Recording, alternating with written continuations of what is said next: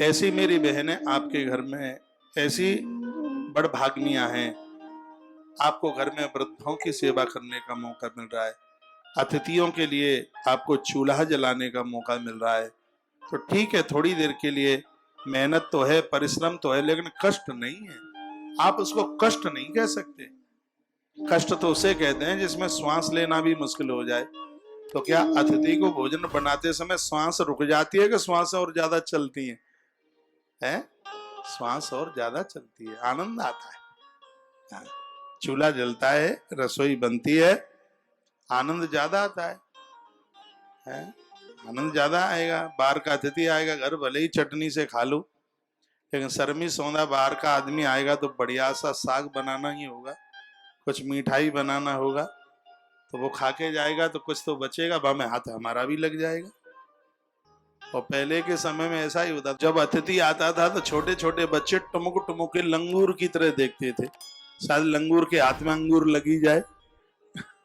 सोचते थे कि ये भोजन करके जाएंगे मौसा जी तो 4 पूड़ी बच जाएंगी, तो बाबा बूरो धर के हम भी आराम से खाएंगे। गाँव की बात थी, पुरानी बात।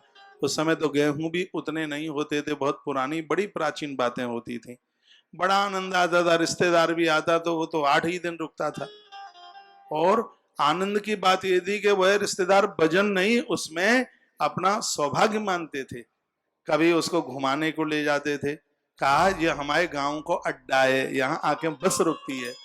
और वो बस अड्डे को ऐसे देखता रिश्तेदार जैसा कि आज कोई एयरपोर्ट को भी नहीं देखेगा। अच्छा, यहाँ बस रुकती है?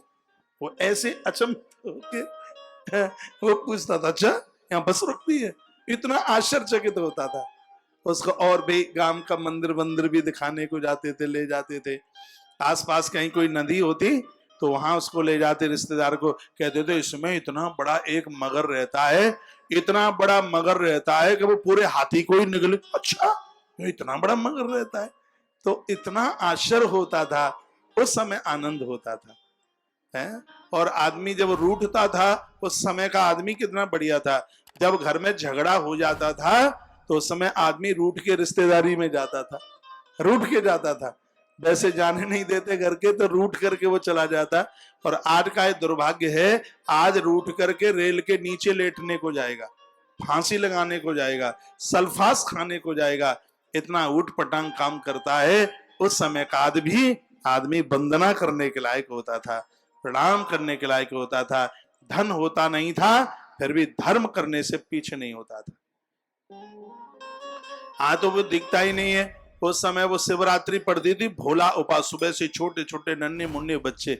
और काय के लिए वो व्रत रखते थे पता है? आज सिंगाड़े की लपसी मिलेगी, उसके लिए भोला उपास होगा, सिंगाड़े की लपसी, बेर मिलेंगे। क्या आनंद होता था उस समय का, आनंद ही कुछ अद्भुत होता था। तो आने वाले अतिथि को देख करके इतनी प्रसन्नता। वही बात गोस्वामी तुलसीदास जी ने लिखी कि आज आनंद आ गया। कहा मेरे दरवाजे पर अतिथि आए हैं, भगवान आए हैं, मेरी आंखें धन धन हो गई हैं, मेरी आंखें कृतकृत हो गई। अति प्रसन्न हो रहे थे। भगवान ने उठाया मुनि को, आगे देख राम तन श्यामा, सीतानु सहित सुखधामा, परे लकुट चरण लागी, प्रेम मगन मुनि बर